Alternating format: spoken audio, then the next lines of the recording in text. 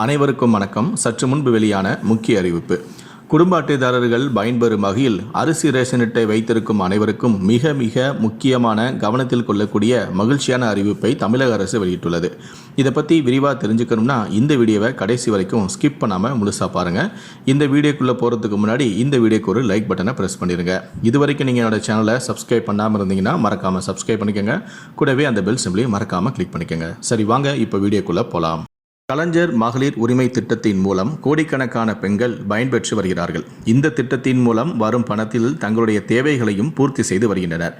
இந்த நிலையில்தான் கலைஞர் மகளிர் உரிமை தொகை திட்டத்தில் கடந்த ஜனவரி மாதம் கூடுதலாக பயனாளிகள் சேர்க்கப்பட்ட நிலையில் 90% மகளிருக்கு உரிமை தொகை சென்று சேர்ந்துவிட்டது என்றும், தகுதியான ஒரு சில பேர் விடுபட்டு இருந்தால் அந்த பட்டியலை மாவட்ட ஆட்சியரிடம் வழங்க திமுகவினருக்கு அமைச்சரான உதயநிதி ஸ்டாலின் ஏற்கனவே அறிவுறுத்தியும் இருந்தார். தேர்தலுக்கு பின்பு இவர்களுக்கும் பணம் வழங்கப்படும் எனவும் அவர் கூறியிருந்தார். ஏற்கனவே கலைஞர் மகளிர் உரிமை திட்டத்தில் கடந்த 2 மாதங்களுக்கு முன்புதான் இந்த திட்டத்தில் மீண்டும் சேர 12 லட்சம் பேர் மறு விண்ணப்பம் கொடுத்திருந்தனர். தேர்தலுக்கு பின்பு மேலும் சிலருக்கு இந்த திட்டத்தில் பணம் வழங்கப்படவும் உள்ளது. தேர்தலுக்கு பின் புதிதாக விண்ணப்பங்களும் ஏற்கப்பட உள்ளன.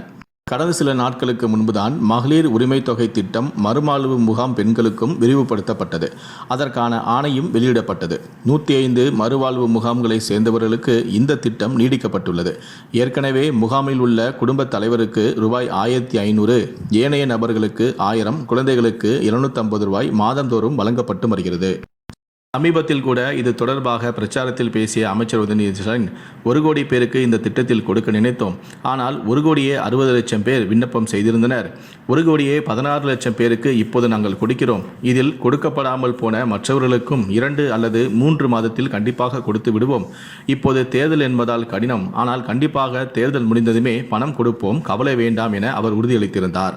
இந்த நிலையில்தான் கலைஞர் மகளிர் உரிமை திட்டம் விரைவிலேயே மேலும் விரிவுபடுத்தப்பட உள்ளது. இதற்கான கணக்கெடுப்பு பணி மீண்டும் நடந்து வருகிறது. அதேபோல இதுவரைக்கும் விடுபட்ட பெண்களுக்கும் பணம் அனுப்பப்பட முடிவும் செய்யப்பட்டு உள்ளது.